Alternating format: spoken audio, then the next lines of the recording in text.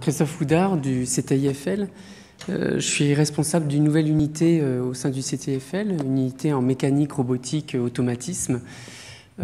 Pour ceux qui ne connaissent pas le CTIFL, c'est un organisme de recherche appliquée référent à la filière fruits et légumes. Et je vais vous présenter une nouvelle plateforme TITech, qui veut dire transfert, innovation, technologie, que le CTIFL va se doter l'année prochaine, en 2020, sur son site situé à Bergerac, près de Bordeaux, pour s'élargir au niveau de ses compétences en expérimentation, expertise agricole et nouvelles technologies, au profit de la filière fruits et légumes, mais pas que. Aussi, évidemment, ça peut s'étendre pour toutes les autres filières. Alors pour commencer, je vais vous présenter la plateforme via une vidéo.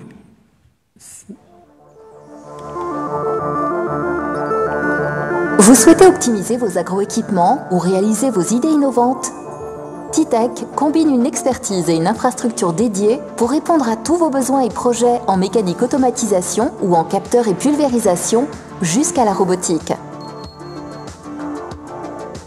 Avec TITech, vous disposez d'un espace indoor compartimenté pour une meilleure confidentialité. Pour vos activités de recherche et développement, vous bénéficiez de structures artificielles connectées dans des conditions contrôlées toute l'année. À proximité, vous pouvez designer et concevoir vos pièces techniques et vos prototypes. Un espace collaboratif est à votre disposition pour vous réunir et échanger avec vos équipes ou nos experts. Et avec TITech, vous aurez aussi accès à des parcelles d'expérimentation. TITech trouvera une réponse adaptée à vos besoins, sur mesure ou clé en main, avec l'accompagnement de nos experts ou simplement la mise à disposition de nos équipements. Pour plus de renseignements, contactez-nous.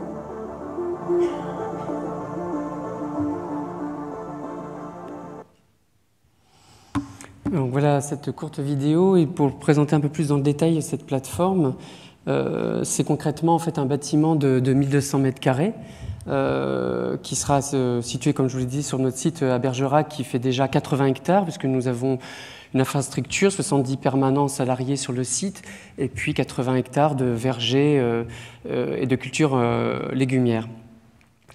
Donc dans ce bâtiment, on le dotera évidemment des équipements de nouvelles technologies. Donc aujourd'hui, tout est prospectif puisque ce bâtiment sera construit l'année prochaine. On envisage une inauguration en octobre 2020.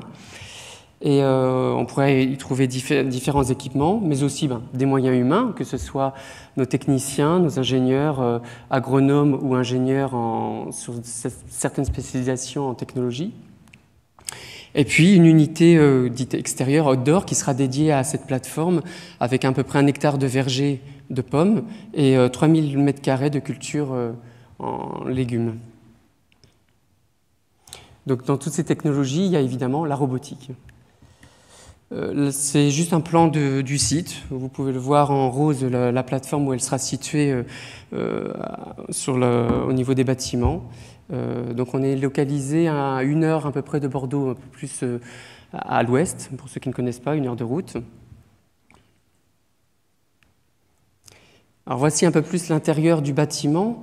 La zone rouge est une zone évolutive pour l'instant qui ne sera pas construite l'année prochaine, mais qui sera construite par la suite, où il y aura tout un atelier. Et dans le premier bâtiment de 1200 m², on y trouvera une zone banc d'études, dans lequel qui sera dédié à des outils de mesure avec un laboratoire et un local technique, et qui sera relié par des portes coulissantes. Donc il y a un aspect, on essaie de le voir un peu utile et pratique pour évoluer dans cet espace, avec des portes qui s'ouvrent, des prises électriques adaptées, des revêtements pour tout type de machines agricoles. Et puis une zone beaucoup plus grande d'activité recherche et développement d'à peu près 700 m², dans laquelle de part et d'autre, côté est et ouest, vous voudrez des grandes portes pour faire circuler aussi bien des tracteurs qui pourront rentrer dans cet espace, et puis une hauteur de plafond d'au moins 10 mètres pour faire évoluer par exemple des drones. Donc on sera dans un environnement confiné. À ces zones s'ajoute aussi une zone de stockage matériel, et des bureaux, et puis une zone de design mécanique robotique dans laquelle on pourra, par exemple, avec l'intermédiaire d'une imprimante 3D, concevoir des pièces ou de la connectique pour toutes nos activités de recherche et développement. Donc c'est une illustration de ce que l'on pourrait voir à l'intérieur en première application, puisqu'on travaille essentiellement aussi au CTFL sur les techniques d'application en pulvérisation. Donc c'est une activité qui est majeure dans les axes stratégiques du CTFL pour la réduction des produits phytosanitaires. Et dans cette hall, on pourrait y voir des vergers artificiels, ce sont toutes les rangées d'arbres que vous pouvez voir. Et on aura des bancs de mesure de bouillie pour les pulvérisateurs pour faire de bons réglages et des bancs de contrôle de la pulvérisation. Donc tout ça pourra se faire en environnement contrôlé, confiné, puisque aujourd'hui ça se fait en extérieur, mais on ne maîtrise pas par contre les conditions météo. Donc ici on sera dans un environnement où on pourra mieux standardiser, certifier ces équipements de pulvérisation. Et puis on aura même par exemple un mur de vent, un mur de 5 mètres par 5 mètres, qui permettra de paramétrer la vitesse du vent.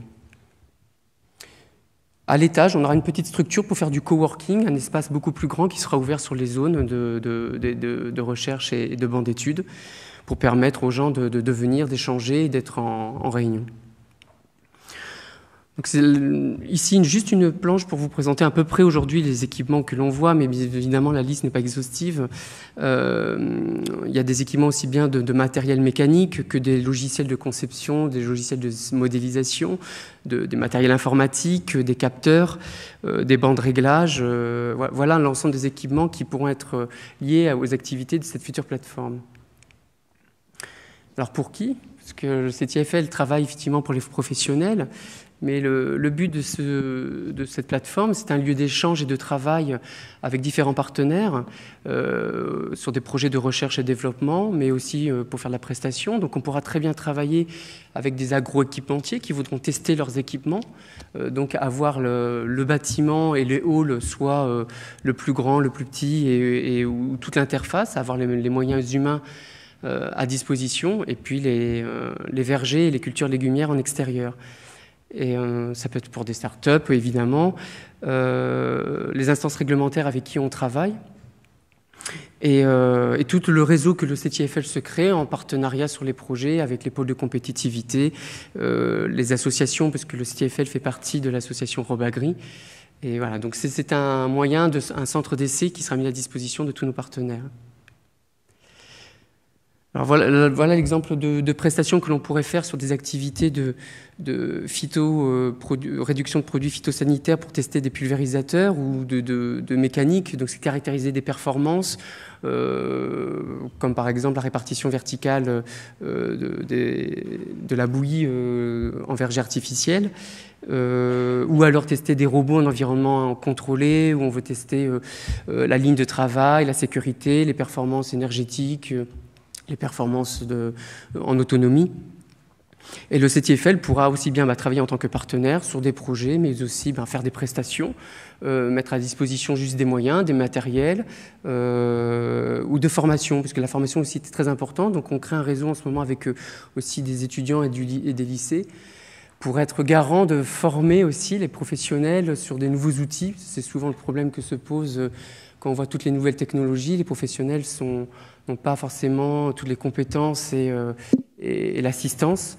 Donc le CTFL a l'ambition de pouvoir aider les professionnels à comprendre, à manipuler et tester les équipements.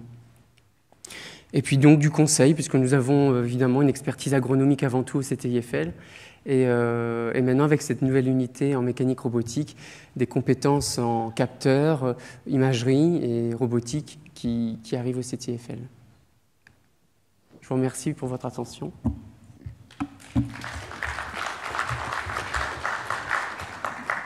Merci Christophe. Y a-t-il des questions après cette présentation? Oui, question de Pierre Compère. Donc Pierre Compère, je travaille chez Agri Sud-Ouest Innovation. Donc on a compris que les pôles de compétitivité étaient une des cibles ou un des partenaires de cette plateforme. Est-ce qu'on va pouvoir faire de la co-conception et du prototypage, ou est-ce qu'on est vraiment que sur une logique de banc d'essai? Non, il y a cette composante de prototypage. Alors évidemment, aujourd'hui, on est plus axé sur ce qui est fait, c'est un centre d'expérimentation. Donc on est avant tout là pour accompagner et expérimenter en conditions réelles des nouveaux systèmes ou des nouvelles technologies. Mais la conception est envisagée, par exemple avec du matériel comme de l'imprimante 3D pour fabriquer du petit matériel. Alors après, voilà, il faut se donner les ambitions de quel type de conception on pourrait avoir. Mais c'est une voie qui permettrait à des gens de pouvoir venir et compléter leur système et concevoir sur place peut-être des outils.